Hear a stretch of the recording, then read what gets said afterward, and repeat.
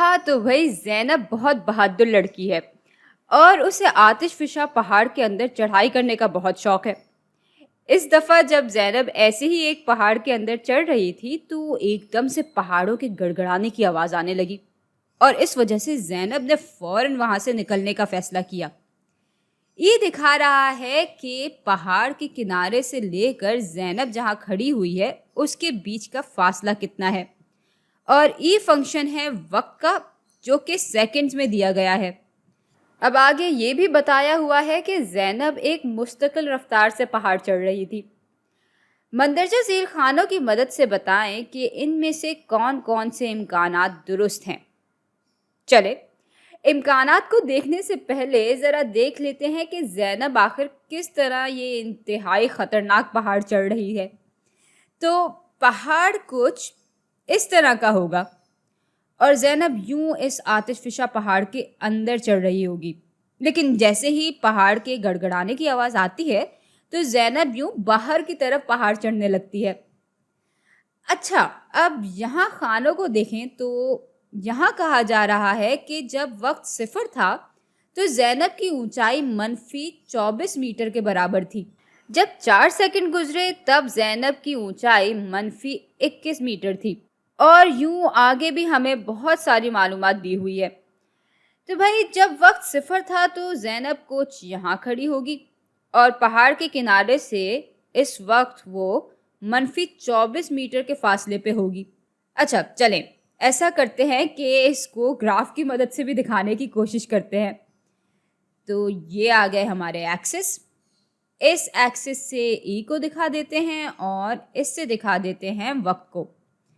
تو صفر پہ یعنی جب وقت صفر ہے تو اونچائی -24 ہے اور اس لیے یہ نقطہ کچھ یہاں آ جائے گا، اور جب وقت میں یہاں 4 عدد کی تبدیلی آتی ہے تو اونچائی میں کیا تبدیلی آتی ہے؟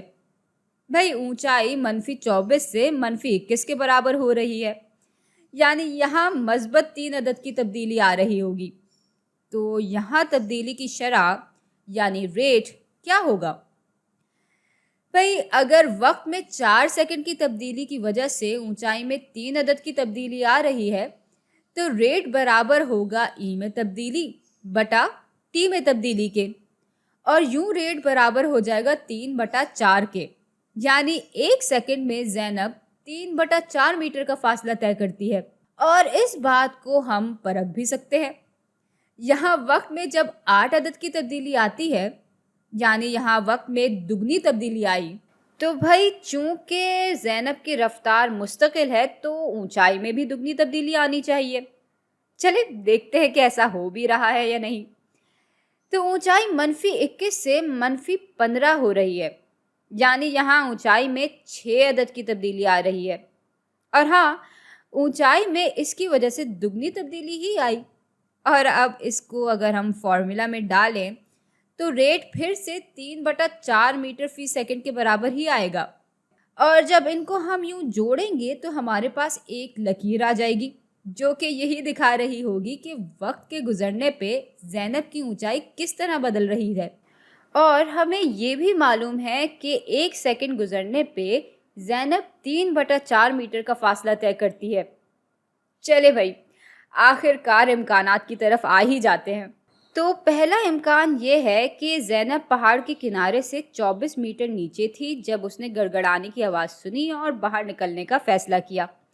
باہر نکلتے ہوئے زینب نے ہر 4 سیکنڈ میں 3 میٹر کا فاصلہ طے کیا، اور یہ امکان تو بالکل درست لگ رہا ہے کیونکہ ہم نے یہی تو بات کی تھی ابھی کہ زینب نے واقعی 4 سیکنڈ میں ہی 3 میٹر کا فاصلہ طے کیا تھا۔ اور اب ضرورت تو نہیں ہے لیکن چلے دل کی تسلی کے لیے یہ باقی امکانات بھی دیکھ لیتے ہیں۔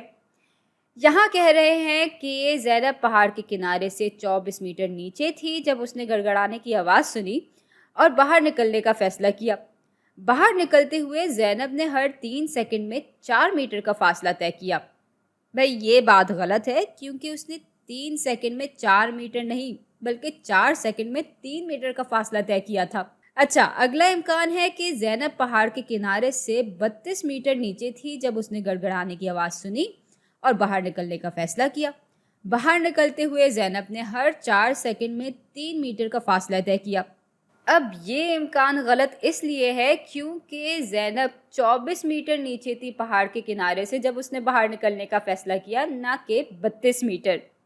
اور آخری امکان یہ ہے کہ زینب پہاڑ کے کنارے سے 32 میٹر نیچے تھی جب اس نے گڑگڑانے کی آواز سنی اور باہر نکلنے کا فیصلہ کیا، اور باہر نکلتے ہوئے زینب نے ہر 3 سیکنڈ میں 4 میٹر کا فاصلہ طے کیا۔